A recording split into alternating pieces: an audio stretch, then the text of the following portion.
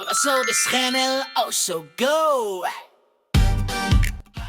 Miss Catherine Bernardo's fake photos na nagkalat ngayon sa SOCMED abay usap-usapan ngayon sa social media. At Mr. Alden Richards inaming may inaantay patungkol naman ito sa kanyang relationship status. Ang lahat ng yan, but before that, if you haven't subscribed yet to my YouTube channel, please don't forget to like, share, and subscribe at i-hit mo na rin ang notification bell for more showbiz updates. Of course, bago tayo magpatuloy sa ating updates for today's video, nais ko pong pasalamatan kayo for always watching and trusting this channel. Thank you so much sa inyong laging panonood at palagi ang pagsubaybay sa mga updates po natin. Maraming salamat po. At ngayong araw, pag-usapan natin dahil kasunod ng mga fake news no patungkol po sa tunay na karelasyon di umano ni Miss Catherine Bernardo, ay may mga naglalabas po ng mga photos kung saan kasama ni Miss Catherine ito pong di umano'y boyfriend niya no, na sinasabing boyfriend daw niya na karelasyon ni Miss Catherine na si Mayor Mark Alcala.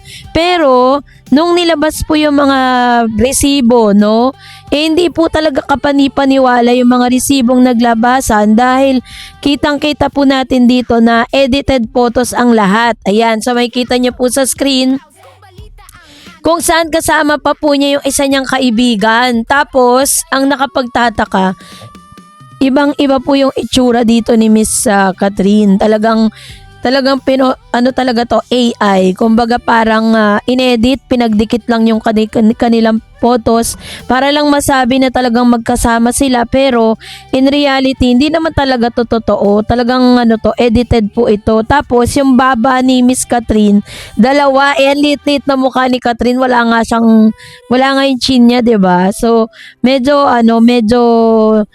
nag-create ito ng curiosity sa lahat po ng mga nakakita nito dito po sa Facebook, kasi grabe po yung mga ginagawa po nila para lang po patunayan na totoo talaga yung sinasabing di umano'y boyfriend ni Catherine, dahil mag-iisang taon na ata no, or ilang buwan na, magkakalahating taon na ata na lagi pong laman ng balita si Catherine at si Mayor Mark Alcala, pero hanggang ngayon wala naman talagang tumpak at wala pa rin pong solidong na resibo na makapagsasabing totoo nga lahat ng ito, not unless na talagang gumawa sila ng mga ganitong klase ng mga edited photos, tapos yung mga speculated news na pinalabas po ni Sir OG Diaz at ni Minay Christy Fermin. Pero 'di ba sabi nga parang not unless na namang galing mismo sa bibig ni Catherine Bernardo at pag-amin na talagang she's into relationship, that's the time na pwede nating paniwalaan. Pero lahat ng yan, masasabi nating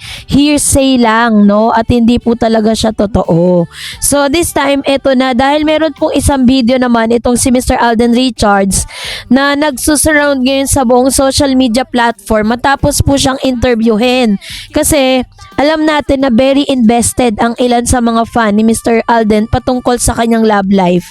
Dahil syempre nga naman nasa marrying age na rin si Alden Richards at deserve niya na rin naman talaga ng tamang tao or tamang babae para sa kanya. Pero hanggang ngayon ay ganun pa rin yung status na nilalabas niya. Lalo na't ngayon po is sinasabi tuloy ng ilang mga Katden fans na maaaring may hinihintay talaga itong si Alden Richards at maaaring meron talagang usapan sana nga ganun, 'di ba? Dahil lahat tayo umaasa na si Catherine at Alden Richards ang magiging happy ending. So ito po yung sinabi ni Alden sa kanyang interview, panoorin natin. Kasi, experiences as well, parang ayoko muna siyang ilagay sa priority list right now because there's so many things happening there at the same time. Gusto ko munang ma-solidify lahat yun, at least ma-sustain ko muna lahat ng yun before diving into things like that, which is a different commitment naman. So, eventually, malay niyo po this Pero year. naniniwala ka sa organic encounter? Definitely. Sabi niyang ganun.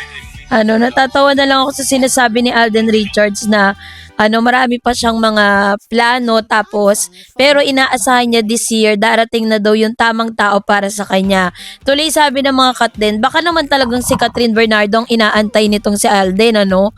At dahil talagang nananatili pa rin kasi siyang single, kapag po kasi ang tao kasi lagi siyang tinatanong na kamusta na yung kanilang kanilang relationship, ganyan, kamusta na yung kanyang yung level ng kanyang pagkakaroon ng love life niya. Lagi kasi ang tanong eh. Lalo na po pag meron po siyang programa or meron siyang series or parang project na ilalabas. Number one na katanungan lagi kay Alden, kung single ba siya or siya po ay into relationship, kasi ganun ka-invested yung tao patungkol sa kanya.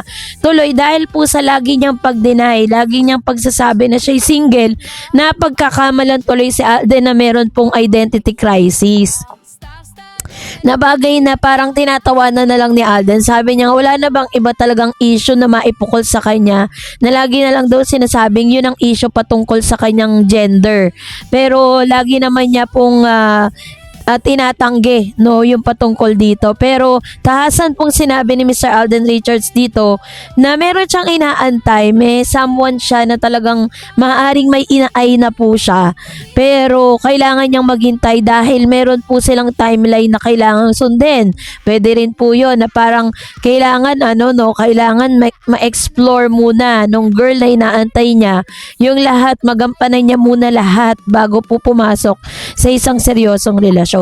So yun po yung kanilang mga speculation dun po sa statement ngayon ni Mr. Alden Richards. Pero sa ngayon, masasabi natin na si Alden very invested siya sa kanyang mga businesses.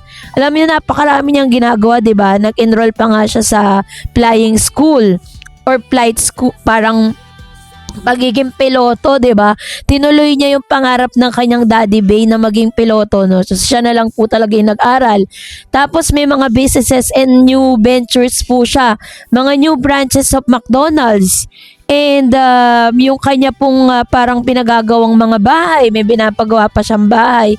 May dalawa pa siyang project this year, yung isang international movie na Tiger, na gaganap siya bilang kontrabida. Tapos meron din po siyang teleserye na ilalabas naman or serye dito sa GMA na may title na Code Gray, kung saan gaganap naman siya bilang isang doktor. Pero yung sinabi ko po last time, sabi ko noon na maaaring si Miss Julie Ann San Jose ang makapartner niya. Hindi pa pala yun sure. So maghahanap pa rin pa talagang ABS-CBN GMA kung sino po yung tamang tao na pwedeng i-partner kay Alden bilang love interest niya sa nasabi pong serye. Pero ang sigaw po ng mga Katden fans, sana nga si Catherine. Kaso si Catherine kasi gumagawa na po siya ng series na ilalabas ngayon this year 2026. Kasama po itong si Mr. James Reid. Kaya medyo tagilid tayo sa mga choices na yan. Pero syempre, wala pa rin imposible. Malay naman natin, 'di ba? Dahil wala pa po kasing inilalabas na info ito pong ABS-CBN kung anong movie naman ang gagawin ni Catherine this year. Kasi parang medyo delay kasi yun sa Elena. Yung Elena 1944 na ilalabas na very kakaiba yung kanyang character, 'di ba? Magiging comfort women siya. Sa Japanese era po siya. So it is a classical movie at isa sa pinakamagaling na direktor ang magdidirect ng nasabing movie, si Direk Olivia Lamasan, na isa rin sa mga hinahangaan ni Direk Cathy Garcia Sampana. Kaya naman abangan natin, ang dami po nating pwedeng abangan this year 2026. Ano na nga ba mangyayari kay Alden? At ano na nga ba muli ang pagsasamahan ni Catherine at ni Alden Richards sa proyekto na sana nga this year maganap na yun. So kayo po, anong niyong saloobin patungkol dito? Mag-comment kayo sa comment section. That's it for today. For more videos and updates, please don't forget to like and subscribe. And please don't forget to follow my Facebook page, Dar Eds TV and Dar Eds channel. God bless everyone.